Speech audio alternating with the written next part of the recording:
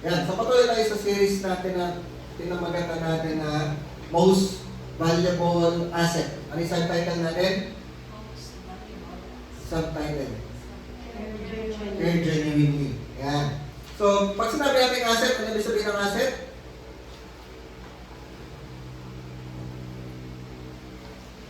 Ano ibig sabihin ng asset? Useful or valuable Yeah. thing. Useful, valuable thing. No? So, pag sinabi natin asset, yung most valuable asset, anong sabi natin na most valuable asset? People. People. So, sa atin, ang pinaka-importante, tinuturo sa atin ng Lord, ang pinaka-importante natin na asset, pinaka-valuable natin na asset is the people. Yung mga tao nasa paligid natin, family natin, friends natin, mga kasama natin sa church, at yung mga gusto nating abutin, gusto nating makakilala sa Panginoon, gusto nating abutin ng pag-ibig ng Lord. Sila yung asset natin. Ano? Sila yung nagpapayaman sa atin. Sila yung nagtataas ng ating value. So, dalawa lang yung ministry natin. Ilan ang ministry natin? Dalawa lang. No? God ministry and people ministry. So, ano yung una? God ministry. Pangalawa? People ministry. So, lahat ng ginagawa natin, doon lang umiikot sa dalawa na yun.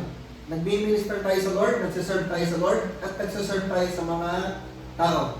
Ano? Walang ministry na hindi nagsiserve, wala tayong gagawin ministry na hindi nakakapagbigay ng glory sa Lord at hindi nakakatulong sa mga tao.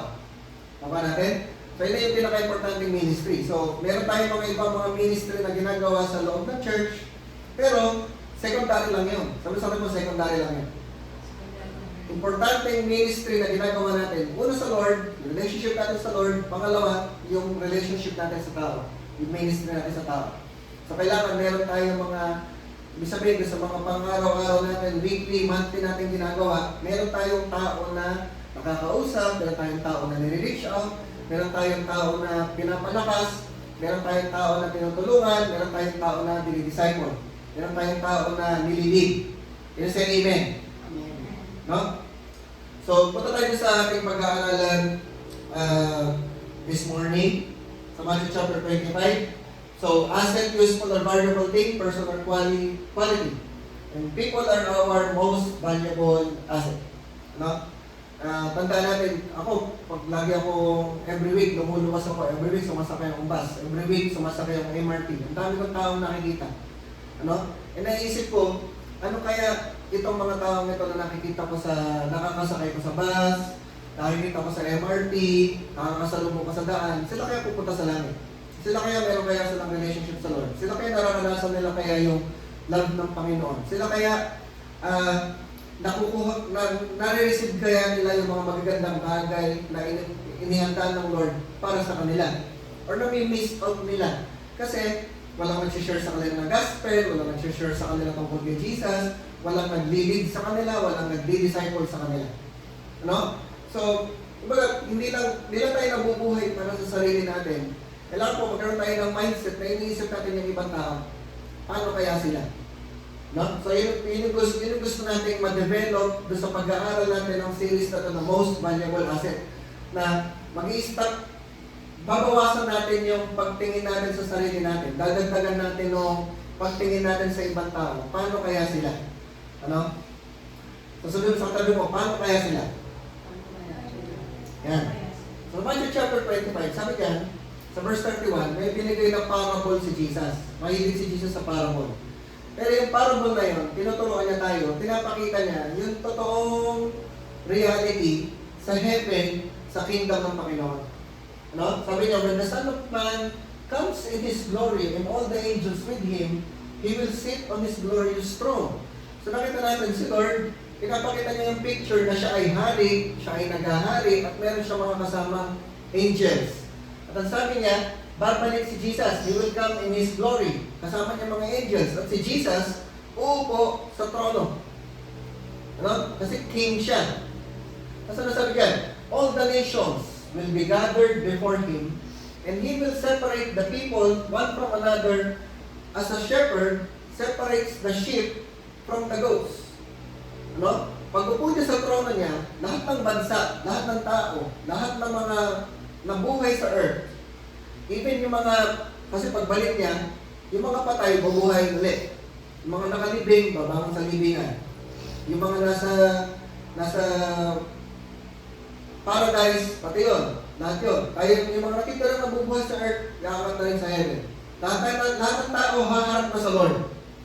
No? Tapos hihiwalayin niya yung mga tao. Parang shepherd. Hihiwalayin niya yung sheep tsaka goats. Anong klaseng animal?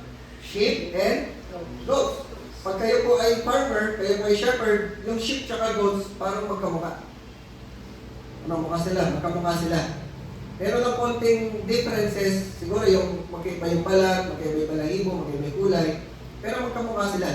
Ano? Pero yung shepherd, alam niyang ihiwalay, ano yung sheep, ano yung goats. Tuloy natin. Sabi diyan, he will put the sheep on his right and the goats on his left.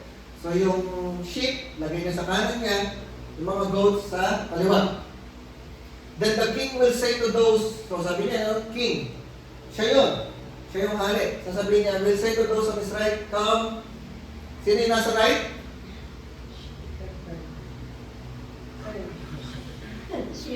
Sheep. No? So, una niyang kinausap, yung mga nasa kanan, yung mga sheep. Sabi niya, come, you who are blessed by my Father, take your inheritance, the kingdom prepared for you since the creation of the world. No? So, una niyang kinausap yung sheep. Napasabi doon, for I was hungry, and you gave me something to eat. I was thirsty, and you gave me something to drink. I was a stranger, and you invited me in. I needed clothes, and you clothed me. I was sick, and you looked after me. I was in prison, and you came to visit me. Ano pa sabi? Then the righteous, yung mga sheep, sabi doon, then the righteous will answer him, Lord, when did we see you hungry, and feed you, thirsty, and give you something to drink? Ano? Kailangan namin nakita na nagugutom tapos pinakain ka namin. Kailangan namin nakita kasi Lord God, Jesus ka, paano ka na, ikaw yung King. Hindi ka naman namin nakikita sa kalsada, hindi ka naman namin nakikita nagugutom. No? When did we see you a stranger and invite you in, or needing clothes and clothe you? No? When did we see you sick or in prison and go to visit you? So paano, hindi ka naman namin nakita may sakit, hindi ka naman namin nakita nakulong. Ano? Sabi nila kay Jesus. The king will reply, truly I tell you, whatever you did for one of the least of these brothers and sisters of mine, you did for me. No? So sinasabi ni Jesus, yung tao na tinulungan mo, yung taong may sakit, yung taong nasa kulungan, yung taong nagugutom, yung taong nauuhaw, yung taong walang damit, pag tinulungan mo na rin ako, sabi ni Jesus.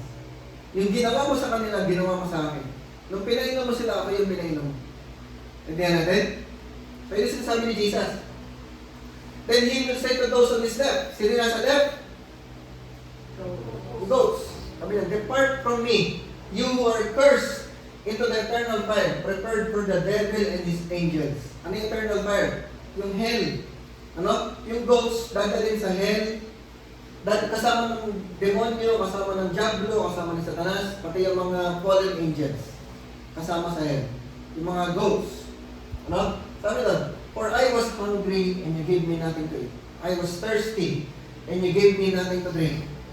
No? I was a stranger and you did not invite me in. I needed clothes and you did not clothe me. I was sick and in prison and you did not look after me. They also will answer, Lord, when did we see you hungry or thirsty or a stranger or needing clothes or sick or in prison and did not help you? Sabi ni Jesus, he will reply, truly I tell you, whatever you did not do for one of the least of these, you did not do for me. Nakuha namin? Ano? Then they will go away to eternal punishment, but the righteous to eternal life. So yung mga sheep, saan pupunta? Good. Yung mga sheep, saan pupunta? Sa eternal Punishment. sheep. Eternal life. Sa eternal life. Ano? So yung mga sheep, yung mga righteous, pupunta sa eternal life, sa buhay na walang hanggan, forever, nandun sila sa langit, kasama ni God, for eternity, kasama nila si God. Yung isa, yung goat, pupunta sa eternal punishment. Yung sa impyerno, for eternity, naghihirap sila doon, pinaparusahan sila doon. Ano? So, title natin this morning ay sheep and goats. No? So, meron dalawang klase ng tao na hiniwalay ng Panginoon. Mayroong sheep, mayroong goats. Nakita natin doon sa verse, yung mga sheep, sila yung tumulong doon sa mga may sakit, tumulong sa nagugutom, tumulong doon sa nauuhaw, tumulong sa mga nasa kulungan, tumulong doon sa mga walang damit. Ano? Yung goats, sila yung hindi tumulong. Sabi sa tabi mo, huwag kang tumulong. Hindi, joke lang. Diba? Tumulong tayo. Ano? So ito po, tapos yung nakita natin, yung sheep, sabi doon sa verse, sila dadalhin sa langit, dadalhin sa eternal life. Yung goats na hindi tumulong, dadalhin sa eternal punishment. Ano? So ito po, hindi ito literal. Hindi ito literal na kailangan ko bang pumunta sa kulungan, kailangan ko bang pumunta sa ospital, sa lugar ng mga may sakit. Diba? Kailangan ba gawin natin yan? Literal ba na gano'n yung sinasabi sa atin? Literal ba na gano'n yung tinuturo sa atin ng Lord? Ano? Pag hindi ka, taas yung kamay nung napunta na sa kulungan. Yung bumisita ka sa kanila sa kulungan. Taas yung kamay. Hindi pa. Hindi po, napupunta kayo sa impyerno. Nakanya? Taas yung kamay nung bumisita na sa kulungan. May binisita na sa kulungan. Napupunta kayo sa impyerno. Yeah? Yung ba yung sinasabi ng Matthew chapter 25 na pag hindi ko pumunta sa kulungan, hindi ko binisita yung mga nakakulong, pupunta tayo lang sa impyerno, yung ba yung sinasabi sa akin? No? So hindi po ito, hindi sinasabi dito na kailangan mong gumawa ng mabuti para pumunta sa langit. Kailangan mong magpakain na nagugutom, kailangan magkaroon ka ng feeding program, pumunta ka sa kalsada, magpamigay ka ng pagkain, mamigay ka ng damit. Kailangan ba ganun yung gagawin natin para pumunta tayo sa langit? Kailangan magkakaroon ka ng prison ministry para pumunta ka sa langit. Yan ba yung tinuturo sa atin? Ano? So hindi po sinasabi dito yung kailangan mong gumawa ng mabuti, kailangan mong magpakita ng mga magagandang ginagawa para mapunta ka sa langit. No? Ang sinasabi dito, pag ikaw ay totoong Christian, pag ikaw ay totoong believer, pag ikaw ay totoong follower ni Jesus Christ, ito yung gagawin mo. So, pinag-usapan dito yung fruit. Sabi mo sa sabi mo, fruit. No? Pinag-usapan yung fruit. Na ito yung makikita doon sa naugali ng mga totoong follower ni Jesus. Ito yung mga totoong, ito yung behavior, ito yung culture. Sabi mo, culture. Ito yung culture ng totoong follower ni Jesus, ng totoong disciples. No? Pag ikaw ay follower ni Jesus Christ, pag ikaw ay believer ni Jesus Christ, ang culture mo tumulong. Ang culture mo mag-reach out sa mga tao. Ang culture mo magpakita ng magagandang ginagawa. Nakuha natin? Tapos mamaya papaliwanag natin. Ito hindi ito literal. Ano? Yung mga sinasabing nagugutom, nauuhaw, yung mga nasa kulungan, yung mga may sakit, representation to. Meron silang mga nire-represent ng mga tao. Maintindihan natin? Ano? So, yun yung papakita natin. Yun yung gusto natin maintindihan. Una, ano ba yung culture na dapat natin ma-develop? Sabi mo, culture. No? Ito po, yung pinag-aaralan natin, yung dalawang mga series natin, ito po yung gusto natin ma-build na culture sa Royal Gen. Ano? Meron tayong binibuild na culture. Pag culture, ibig sabihin po nun, ito yung identity natin, ito yung ugali natin, ito yung ginagawa natin. Ano? Tignan po natin. Noong una, yung pinag-aralan natin, yung sa vision, ang sabi doon, execute with clarity. Yun yung isa nating culture. Ibig sabihin nun, wala tayong gagawin sa Royal Gen, wala tayong gagawin na hindi sinabi ng Lord. Wala tayong gagawin na walang purpose. Pag meron tayong gagawin, maliwanag sa atin kung ano yung purpose, maliwanag sa atin kung ano yung vision natin, maliwanag sa atin, ito yung pinapagawa ng Lord. Hindi tayo gagawa ng isang bagay na kumopya lang tayo, ginaya lang natin, kasi yun yung trending, kasi yun yung ginagawa ng iba, gagayahin natin. Pag hindi yung pinapagawa sa atin ng Lord, pag walang purpose, pag hindi malinaw yung vision, hindi natin gagawin. Yun yung isa nating culture. Ngayon, ang gusto natin ma-develop, ang tinuturo sa atin ng Lord na another culture na kailangan natin ma-develop sa Royal Gen is to care genuinely. No? Sabihin natin, care genuinely. Ibig sabihin, tayo dito sa Royal Gen, gusto natin, tumutulong tayo sa mga tao, importante sa atin ang mga tao, at yung pagtulong natin, yung pagpapakita natin ng concern sa mga tao, genuine. Ano? Hindi peke. Sabi mo sa tabi mo, hindi ka peke. Ano? Kaya mamaya papaliwanag natin ang mga. Hindi tayo peke. Kung ano yung nakikita sa atin, totoo, yun yung totoo natin. Ano? Hindi tayo pakitang tao. Hindi tayo mabait sa harap ng tao, tapos sa labas, ayaw mo naman dyan, ayaw ko dyan. Yan? Oy, kumusta ka na? Di ba, buti nandito ka, tapos ayaw ko naman makita yun.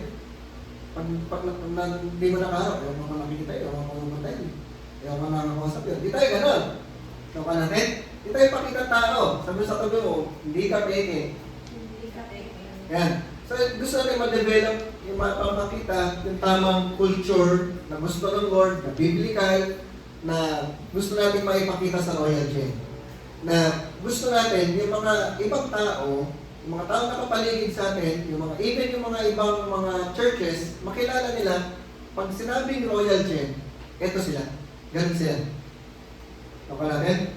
So, una, number 1, sabi dyan, Matthew chapter 25, natin kinuha yung verse natin. Matthew chapter 25, verse 35.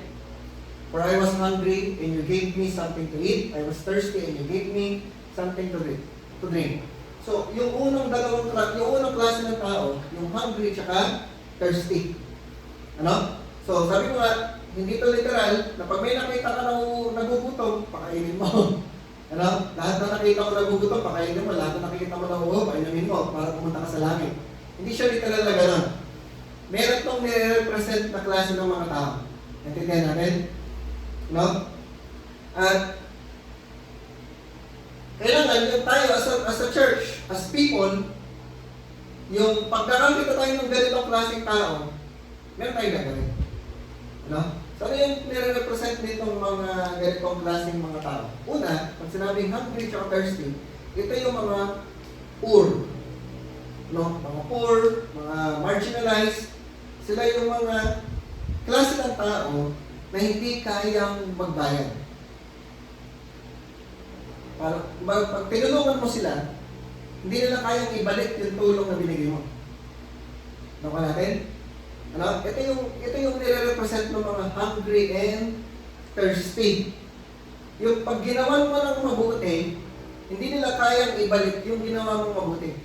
Pag binigyan mo sila ng 100, hindi nila maibabalik yung 100 na binigyan mo kasi nga mahirap sila. Nakuha natin? Ano? So number 1 na kailangan natin i-develop yung kindness. Sabi mo sa tabi mo, kindness. Sige, sabi mo sa tabi mo, kindness. Ano? So kailangan tayo nagre-respond kasi konti lang tayo, kailangan natin mag-respond. Kailangan nag-uusap-usap tayo. Kindness. Tayo gusto natin ma-develop ang culture bilang followers ni Jesus Christ.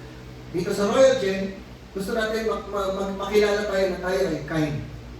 Tayo ay yung mabuti tayo sa mga tao. Ano? So, sabihin, yung lagi tayong gumagawa ng mabuti, lagi tayong nagbibigay, lagi tayong handang tumulong, lagi tayong handang magbigay. Ibig sabihin lang nun, ano? Yung pagiging kind natin, tinutulungan natin yung mga tao, hindi yung mga tao lang na kayang magbalik ng tulong natin. Naintindihan niyo ba? Diba, hindi yung mamahalin mo lang yung mga tao nagmamahal sa'yo.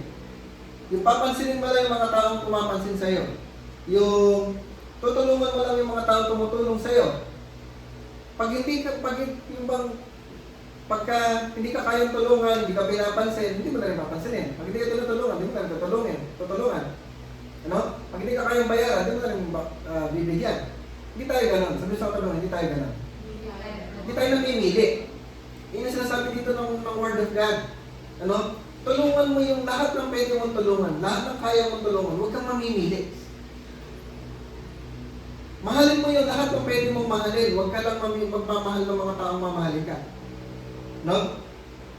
Pag meron kang ibibigay, pag meron kang itutulong, huwag mong isipin na, pag binigyan ko ba to? Maibabalik kaya niya yung ibinigay ko sa kanya?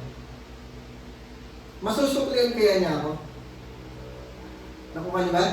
Pag Pag binigyan ko ba ito, magpapasalamat kaya ito? Pag ba tinulungan ko ito, pupunta kaya siya sa church? Na pag tinulungan ko ba ito, magpapasalamat kaya siya sa akin, tatanong kaya siya sa akin ng utang na loob? Diba? Ibig sabihin, pag tumulong ka lang, huwag mo nang isipin kung paano siya magre-respond. Naintindihan natin? Ganyan yung sinasabi ng Word of God. Ano? Pag tumulong ka, pag nagpakain ka ng nagugutom, pag nagpainom ka ng nagugutom, huwag mo nang isipin kung makakapagbalik ba siya o hindi. Huwag mo nang isipin kung magsusukli ba siya o hindi. Huwag mo nang isipin kung tatanong ba siya ng utang ng loob o hindi. Tumulong ka lang. Kaya ka tumulong kasi yung gusto mo, yung love ng Lord, ma-express mo doon sa tao. Tumulong ka kasi, yun yung alam mo, yun yung will ng Lord. Yun yung pinapagawa sa'yo ng Lord. Tumulong ka kahit na sa tingin mo, yung tao na tutulungan mo, hindi ka papasalamatan, hindi ka susuklian, hindi tatanong ng utang mo. Tumulong ka ng walang kapalit. Sabi sa akin ng walang kapalit. No, hindi mo naiisipin kung ano bang response nitong ano. Basta tutulong mo sa kanya. No? So, yung attention na binibigay natin, minsan po kasi meron tayong ugali na pagka alam natin kaya magsukli, tutulungan ko to kasi ito, okay, mabait sa akin to.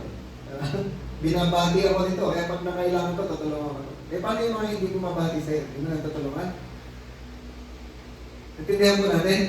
So, ibig sabihin na, yung treatment natin sa mga tao, kailangan pantay-pantay. Ako natin?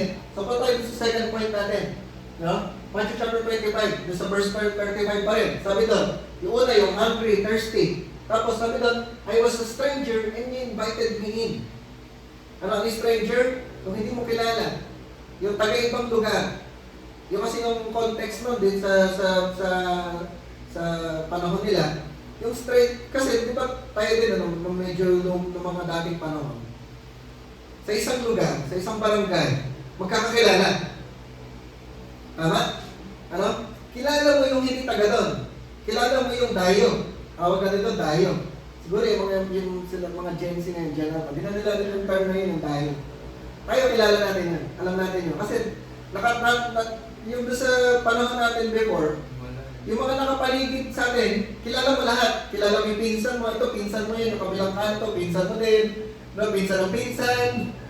Kakamag-anak, tita ko yung nandun yung sa kapila, yung kapatid ng lola ko. No? Sa isang lugar, magkakakilala na talaga lahat.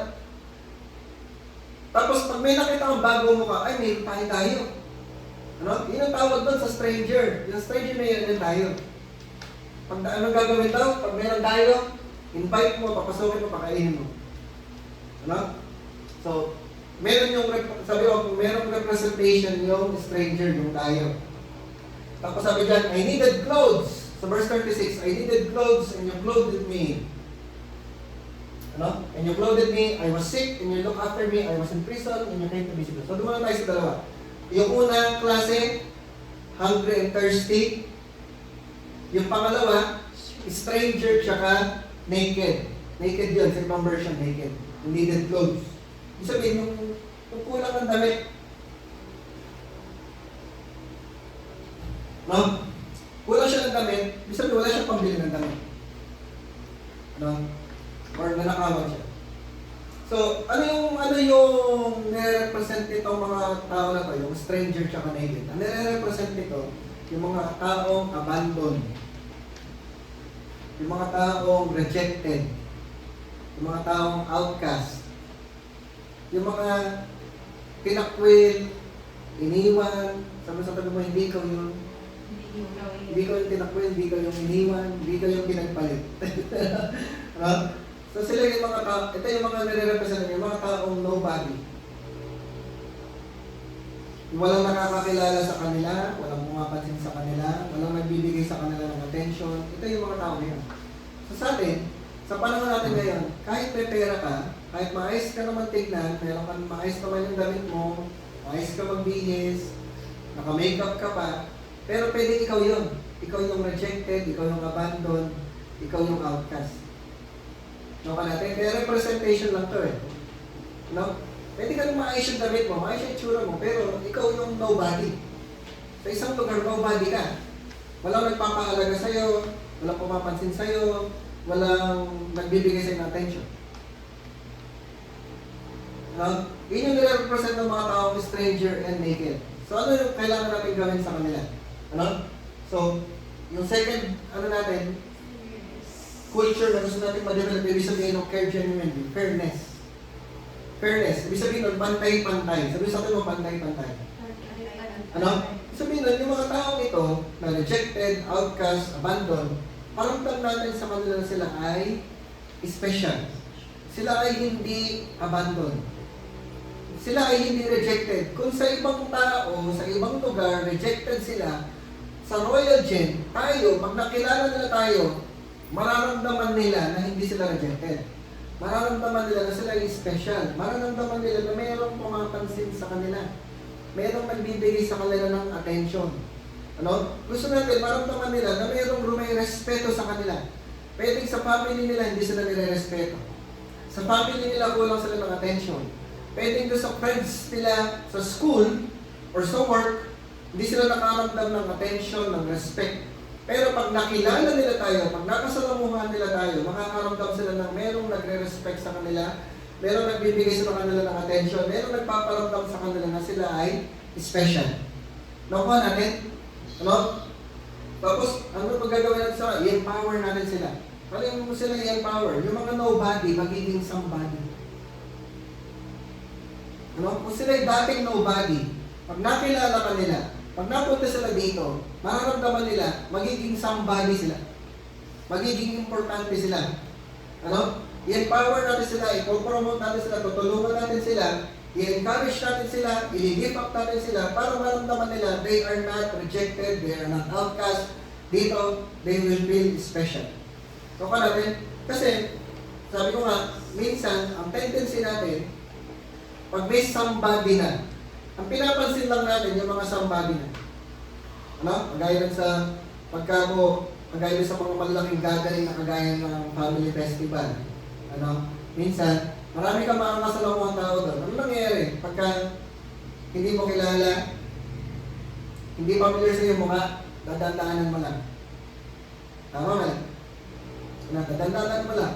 Pero pag may dumang somebody, dumaan si Vice Mayor, dumaan si Vice Governor, ako nagpipilihan pa. Ano? Lahat gustong bumati. No ba niya? Lahat gustong bumati, lahat gustong pumansin, lahat gustong pumamay.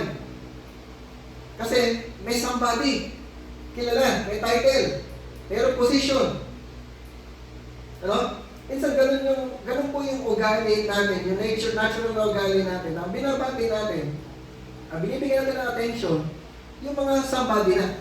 Punong-puno na ngayon ng attention, papansinin mo pa. Dadagdag ka pa doon sa pumapansin. Pero ang gusto natin ma-develop, na yung mga tao na walang pumapansin, tayo papansinin natin. Yung mga tao walang bumabati, tayo babatiin natin. Yung mga tao kulang sa attention, bibigyan natin ng attention. Nakuha natin? Ito sinasabi dito sa Matthew chapter 25. Ano? Huwag mo lang batiin yung mga taong puno na ng atensyon. Yung mga somebody na. Yung mga nobody, sila yung kailangan ng attention, sila yung kailangan ng pagbati, sila yung kailangan ng encouragement. Naintindihan natin? No, I really hope na maintindihan natin, na ma-develop natin yung ganong klaseng culture. Ito yung mga klase ng culture na gusto natin, ako personally, ito yung gusto kong ma-develop, ito yung gusto kong i-exercise, at gusto ko yung mga taong kasama natin dito, ganun din. Ano? Hanggang pagtanda natin, yung mga nakasama natin dito na magiging mga kasama natin sa ministry, kasama natin na workers, kasama natin na leaders, ganito yung ipapakita na ugali. Ano? Hindi lang natin papatingin yung mga kilalang tao, kahit hindi kilala, papatingin natin. Kahit walang pumapansin, papansinin natin. Ano? So dapat lagi tayo nakangiti. Ngitihan mo yung katabi mo. Ano? So pag may dumating dyan, ano gagawin natin? Babatiin natin, gigitan natin kung kumustahin natin. Ano? So tuloy natin. Sabi doon, Matthew 25 verse 36, I needed clothes and you clothed me. I was sick and you looked after me. Ano? So yung sumunod, yung may sakit. So kanina, hungry, thirsty, tapos yung stranger, tsaka naked. Pangatlong category natin, yung mga sick. Mga may sakit. Ano ibig sabihin ng mga may sakit? Ano nire-represent nila? Yung mga taong mahihina, yung mga taong mabababa, ano? Yung mga taong hindi nila kaya tulungan yung sarili nila. Ganun sila kahina. Ano? Diba syempre yung may sakit, hindi niya kaya pagalingin yung sarili niya. Kailangan niya ng doktor. Nakuha natin? Yung mga may sakit, kailangan ng mag-aalaga. Parang ulit. Ipag meron mga mag-anak na may sakit, kapatid or magulang, kailangan may mag-aalaga doon. Kailangan may tagapakain, kailangan may tagabihis ng damit, kailangan may tagapaligo. Kasi nga mahina sila. Pero pag malakas yun, pag wala yung sakit, kaya nang tumayo mag-isa. Kaya nang kumain mag-isa. Kaya nang maligo mag-isa. Diba? Kaya nang mag-poops mag-isa. Kasi nga, magaling siya. Pero pag may sakit siya, kailangan niya may mag-aalaga. So ito yung nire-represent ng mga taong may sakit, yung mga taong weak, yung mga taong mababa, yung mga taong mahina. Kailangan nila ng tulong, kailangan nila ng rescue, kailangan may mag-comfort sa kanila, may magpapalakas sila sa kanila, kailangan nila ng healing, kailangan nila ng support. Sabi mo, support. Kailangan nila ng assistance. So ito yung sinisimbolo ng mga taong may sakit. Ano? So pangatlo natin, compassion. Ano? Pag nakita mong mahina, kailangan supportan. Pag may nakita tayong kailangan ng support, kailangan ng encouragement, kailangan ng assistance, kailangan ng comfort, kailangan ng help, ng rescue, tulungan natin. Ano? Supportan natin. So, pag sinabi natin compassion, tayo yung nagpapakita ng support, nagpapakita tayo ng assistance. Ano? So, hindi lahat ng may sakit. Hindi mo kailangan pumunta sa ospital, sa lugar ng mga may sakit, tulungan mo yung mga sakit. Hindi ganun. Ibig sabihin na pag may kakilala ka, na alam mong nanghihina, alam mong mababa, kailangan niya ng may mag-aangat sa kanya, kailangan niya may magsusupport sa kanya, kailangan niya may magpapagaling sa kanya, may magko-comfort sa kanya. Yun, yung mga tao na yun, tulungan natin. Ano? Kailangan nila ng Jesus Christ sa life nila, si Jesus yung magpapalakas sa kanila, si Jesus yung mag-aangat sa kanila, pakilala natin sa kanila si Jesus. No? Next verse, sabi doon, I was in prison and you came to visit me. So, panghuli na tayo. Panghuling klase ng mga tao. So, yung unang klase, hungry, thirsty. Yung pangalawang klase, stranger, tsaka naked. Tapos sick. Tapos in prison. So, ibig sabihin ba, kailangan pumunta tayo sa Malolos City Jail. Dadalaw tayo doon. Pwede, kung doon ka tinawag ng Lord, kung yun yung calling mo. Pero, not necessarily. Kasi may sinisimbolize ito. Ano? Sinisimbolize niya, syempre, una, yung mga prisoner. Ibig sabihin ng prisoner, yung mga taong oppressed. Yung mga taong biktima. Sabi mo, biktima. Sila yung mga taong inapak-apakan. Ano? Yung mga taong sinasagasaan. Yung mga taong, ano ba sa yung Tagalog yung oppressed? Yung mga taong, yung parang may explain yung inunahan ka sa pila, o kaya dinaya ka, na-scam ka, naloko ka, yung dapat sa iyo yung promotion, pinibigay dun sa kamag-anak. Parang gano'n. Yun, nalamangan. Yun, nalamangan ka. Dapat na para sa iyo, nalamangan ka pa. Kasi may kamag-anak, kasi may kakilala. No? Ito sinisimbolize ng mga prisoners, isang ibig sabihin ng prisoner, yung mga oppressed, nilamangan, mga biktima. Ano? Anong kailangan natin gawin sa kanila? I-protect them. Yung mga mahihina, yung mga nilalamangan, yung mga biktima, protektahan natin, ipaglaban natin. Minsan, tayo, pag galing natin, naiinis tayo pag inaagrabyado tayo. Tama mali? Pag nilamangan ka, inagrabyado ka, naiinis ka. Ano? Pero, kasi ikaw yun eh. Hindi natin. Kasi tayo yun eh. Inagrabyado ka, nilamangan ka, naiinis ka talaga. Pero, naiinis ka ba pag yung ibang tao, inagrabyado din ang mga ng ibang tao? Di ba minsan wala naman tayong pakialam? Hindi naman ako yun eh. Hindi naman ako yung nilamangan. Hindi naman ako na inagrabyado. Bahala sila. Ano? Minsan ganun yung thinking natin. Yun yung ibig sabihin na sinasabi ni Jesus, I was in prison and you visited me. Yung mga taong inaagrabyado, sino tutulong sa kanila? Sino magtatanggol sa kanila? Sino maglalaban para sa kanila? No ka natin? Hindi nandiyan naman yung gobyerno. Meron naman mga abogado, may mga pulis naman. Meron naman dyan mga mayayaman. Sila na lang tumulong sa kanila. Ikaw walang hindi nga tinutulungan. Natinda natin, hindi ka tinutulungan ng mga gobyerno, hindi tinutulungan ng mga politiko, hindi tinutulungan ng mga pulis. Sino tutulong sa kanila? Nang inibig sabihin nun, pag may nakikita kang inaagrabyado, meron ka nakikitang nilalamangan, sino lalaban para sa kanila? So tayo, gusto natin, tayo lalaban tayo. Hindi dahil tayo yung inagrabyado, hindi tayo yung nilamangan, kundi hindi tayo pumapayag na merong ibang tao, merong sino mang tao na nilalamangan at inaagrabyado. Ano? Marami sa mga prisoners na nakulong, wala namang kasalanan. Yun yung context nun. Kasi nakainisan na, kasi napagbintangan, kasi yung totoong may kasalanan, kamag-anak ng politiko, so kahanap ng pwedeng, ang tawag doon, yung pagbibintangan, yung pwedeng pagbintangan, yung ipiprema, meron ka ng ibang prema, para lang mapamasabi na may kinulong, may naparusahan. Kahit wala namang kasalanan. Ano? Pongkay. Yung pongkay. Kawawa. Ano? Kasi tutulong sa kanila. Yung sinasabi ni Jesus, ang dami pwedeng tulungan, hindi natin tinutulungan. Ano? So pinapakita dito ni God yung kanyang heart na yung mga taong nakakaranas ng injustice, sino magtutulong sa kanila para maka-experience sila ng justice? No? Then panghuli, na ibig sabihin ng, so, ang ibig sabihin ng justice. Yan, justice. Nabanggit ko na. Ano? Tayo bilang church, bilang followers of Jesus Christ, tayo yung magtutulong na magkaroon ng justice sa mundo. No? Ang daming unjust, ang daming corrupt na judge, ang daming corrupt na abogado, ang daming corrupt na politiko, corrupt na police. Ibig sabihin, yung justice nila nababayaran. Ano? Pagka, sige, papalayain kita, ito na bayaran mo. Yan. Ano? Eh, hindi mo ako kayang bayaran. Kasi bahala ka dyan, mabulo ka sa kulungan. Ganun na nangyayari.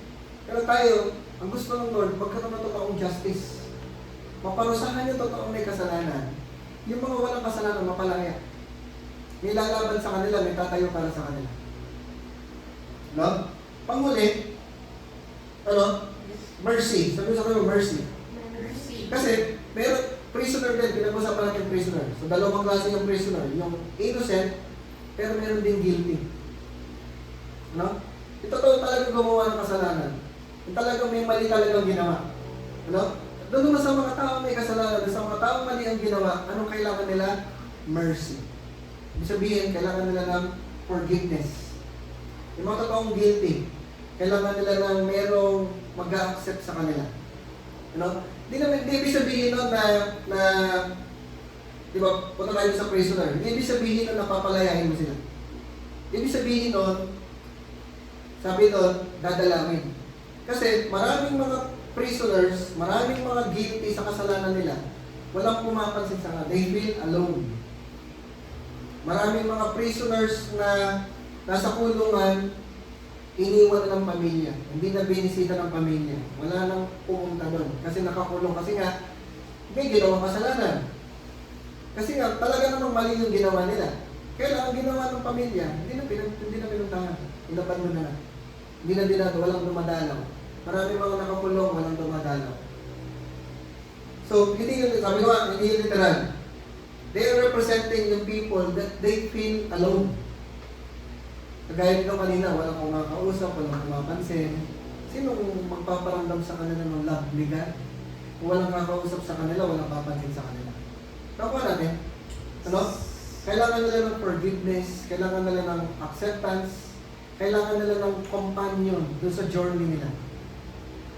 Marami dyan yung mga pinagsisihan naman nila yung kasalanan nila. Alam nilang mali, kaya lang dahil wala nang pumapansin sa kanila, magpapakamasama na lang talaga ako. Total, tinalikuran naman ng mundo, papakasama na lang ako. Ipaminindigan ko na lang yung pagiging kriminal mo. Pero kung mayroong nagparamdam sa kanila ng love ka ng Lord, pinapatawad ka ng Lord, pwede ka pang magbago, pwede pang maayos yung future mo, magbabago sila. Kaya marami rin ng mga prisoners ka ngayon, pastor. Kasi may pumunta sa kanila, may bumisita sa kanila, may nag-share sa kanila ng love ng Lord, may nag-share sa kanila ng Word of God, kaya nabago yung buhay nila. Ano? So, sabi dyan, faith is both the conviction that justice can be accomplished and the refusal to accept injustice. Ano? So, kung totoong follower ni Jesus Christ, naniniwala ka, pwedeng magkaroon ng hustisya, ano? And hindi ka pumapayag sa injustice. Ano? Ibig sabihin niya, huwag ka lang mainis pag ikaw yung inaagrabyado, pag ikaw yung nilalamangan. Dapat po, maramdaman natin na naiinis tayo kahit ibang tao yung naagrabyado, kahit ibang tao yung nilalamangan. Ano? Para example lang yan. Bigyan ka ng example. Usok-usok ngayon yung flood control. Di ba naiinis tayo pag tayo binabaha? Pero pag nakatira ka doon sa lugar na hindi ka naman binabaha, okay lang ako. Yeah? Pumunta kayo dito, lumipat kayo dito, humanap kayo ng ibang lugar na hindi binabaha, pag hindi ka naiinis. Di ba, minsan gano'n na tayo mag-isip, di ba? Wala kang pakialam dyan kasi hindi mo na ako binabaha.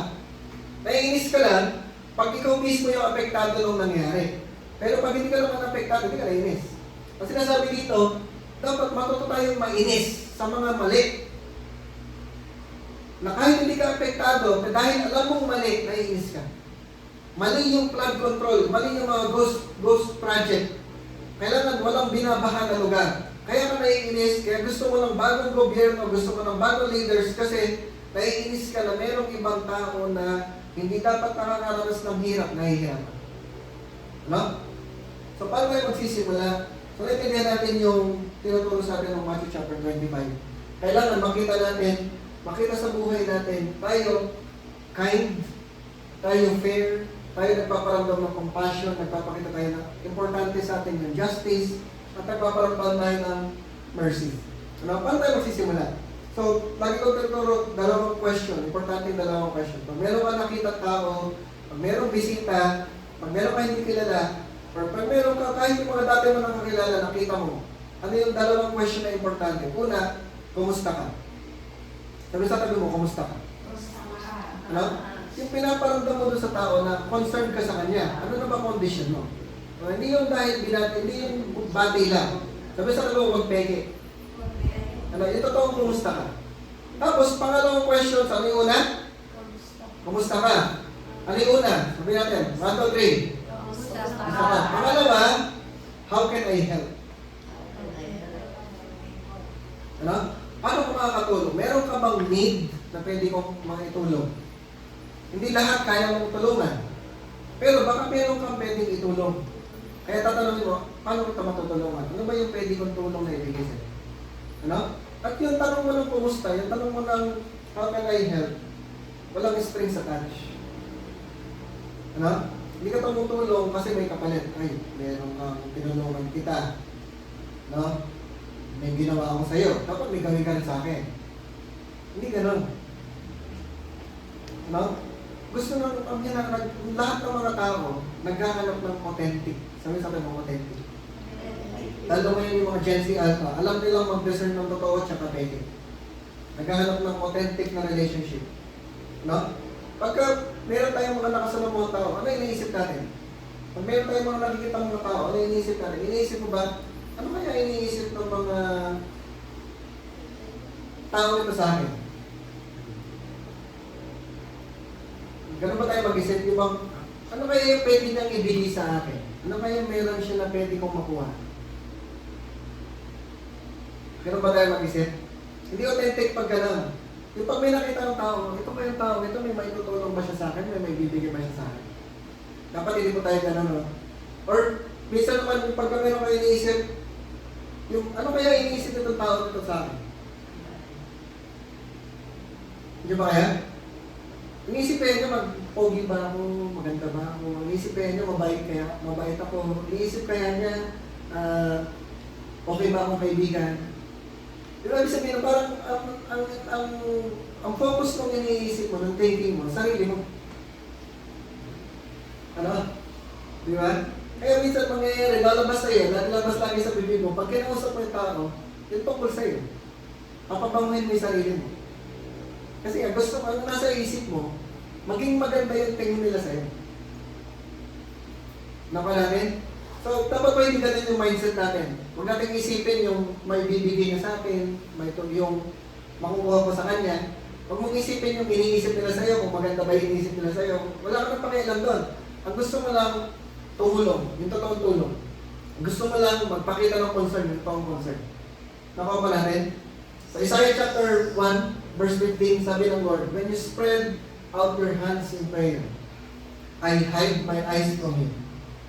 Even when you offer many prayers, I am not listening. Ano? Imagine mo yun, sabi ng Lord, tinatakpan ko yung mata ko, pumipilit ako. Hindi ako nakikinig. Sabi ng Lord, bakit niya ginawa yan? Bakit ganun si Lord? Bakit niya sinasabi doon sa mga tao, hindi ako nakikinig, hindi ko nakikita? No? Bakit ganun? Sabi niya, wash and make yourselves clean. Take your evil deeds out of my sight. Stop doing wrong. Well, bakit sinasabi niyo sa mga tao? Kasi marumi kayo. Kasi makasalanan kayo. Kasi masama kayo. Bakit? Sabi sa atin mo, bakit? Ano? Bakit itong mga taong ito, ang tingin ng Lord sa kanila, madumi, makasalanan, masama, na pag nag-pray sila, hindi nakikinig si Lord.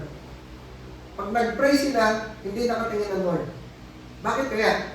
Kasi sabi ng Lord, sabi niya, learn to do right. Seek justice. Defend the oppressed. No? Take up the cause of the fatherless. Plead the case of the widow. Ano? Yung sasabi ng Lord, kasi yung mga taong nangangailangan ng tulong, hindi ka tinutulong. Yung mga taong oppressed, walang nagtatanggol sa kanila. Yung mga taong walang magulang, walang asawa, mahirap, mahina, nag-iisa, walang tumutulong sa kanila, walang sumasama sa kanila. No? Ganun ba tayo? Sana hindi. Sabi sa kanila, sana hindi. No? Yung pinapansin mo lang kung sino lang yung pumapansin sa'yo. Kaya pala minsan pag nagpe-pray tayo, hindi ito sumasunod-sunod sa prayer. Kasi ang pinapansin mo lang, yung mga pinapapansin sa'yo. Kasi ang importante lang sa'yo, yung mga may pera, yung mga kilala. Pag walang pera, hindi kilala, hindi mo rin pinapansin. Kaya si Lord, anong gagawin ng Lord? Hindi ka rin papansinin ng Lord. Nakuha natin? So kung gusto natin sinasagot ng Lord yung prayers natin, gusto natin na pumupunta si Lord, nagpapakita si Lord, pag kinausap natin si Lord, pag nag-worship tayo sa Lord, naranasan natin yung presence ng Lord, is the love. Ibig sabihin na is yung genuine love. No? Mahalin mo kahit sino, kahit anong estado sa buhay. Lalo na yung mga mahina, lalo na yung mga nangangailangan, lalo na yung mga nag-iisa, yung walang kasama, sila yung kailangan ng atensyon, yung mga nobody, sila yung pakitaan natin ng love ng Lord. Para yung prayers natin, sinasagot ng Panginoon. Ano? Pagpali natin, sabi niyan, the only thing necessary for the triumph of evil is for good men to do nothing. No? Ang kinakailangan lang para magtagumpay ang kasamaan sa mundo ay para yung mga magbubuting tao walang gagawin. Ano? Pag may nakita kang sinasagasaan, tinatapak-tapakan, nilalamangan, huwag mong pansinin, huwag mong gawain. Yeah? Kaya nangyari yung corruption, kaya nangyari yung flood control projects, kaya nangyari yung mga ghost projects, kaya nangyari yung mga hindi magagandang bagay sa mundo kasi yung mga tao hindi pinapansin. May mga tao walang ginagawa. Pwede namang may magawa ka, pwede mo namang baguhin yung situation pero wala kang ginawa. Hinayaan mo lang. Kaya nagtagumpay yung masama. Ano? Sabi sa tabi mo, hindi tayo yan.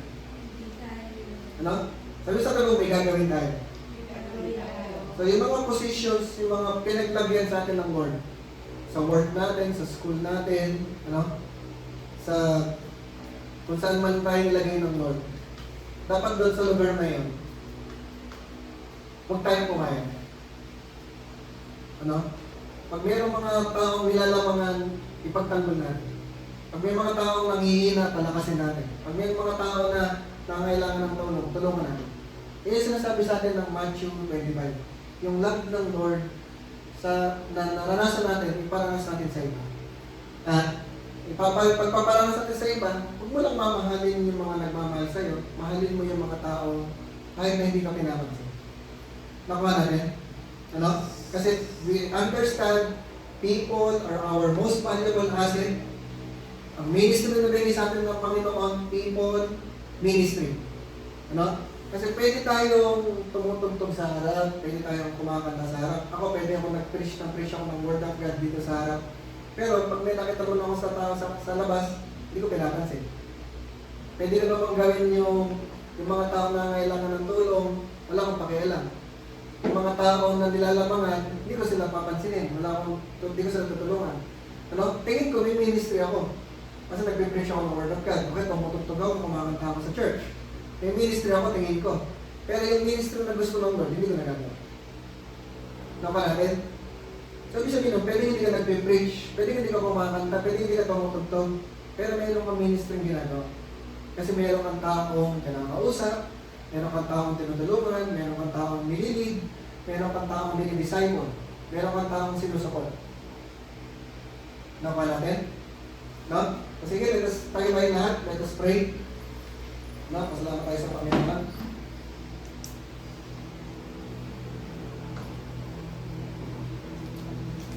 Lord, salamat Panginoon sa inyong love sa bawat isa sa amin. Hindi po kami deserving ng inyong love. Bawat isa po sa amin may mga nagawang kasalanan, bawat isa sa amin may mga pagkakamali, bawat isa po sa amin naging selfish, bawat isa sa amin naging madamo. Pero Lord, sa kabila po ng lahat ng iyon, minahal mo pa rin kami. Yung love mo Lord ay unconditional. Yung love mo sa amin hindi nagbabago. Kahit ano pong magawa namin kasalanan, kahit hindi namin nagagawa yung mga nais mo, hindi pa rin nagbabago yung pag-ibig mo sa amin. And even right now, nais mo kaming gamitin, nais mo kaming isama sa iyong plano, sa iyong purpose. Nais mo Lord God na magamit kami para yung love mo maramdaman ng ibang tao. And we continually ask Lord, we continually commit ourselves, patuloy namin dinededicate yung buhay namin. Here we are, send us, use us, para yung ibang tao maranasan nila yung love mo. Yung mga taong alone, yung mga taong rejected, yung mga taong abandoned, yung mga taong weak, yung mga taong kailangan ng rescue. Use us Lord for those people. Maaari yung mga kasama namin sa work, kasama namin sa school, mukha na silang nakangiti, mukha na silang masaya, mukha na silang okay. Pero nangangailangan na pala sila. Nag-iisa pala sila, nararamdaman pa nila yung betrayal, yung rejection. Use us, Lord, for these people.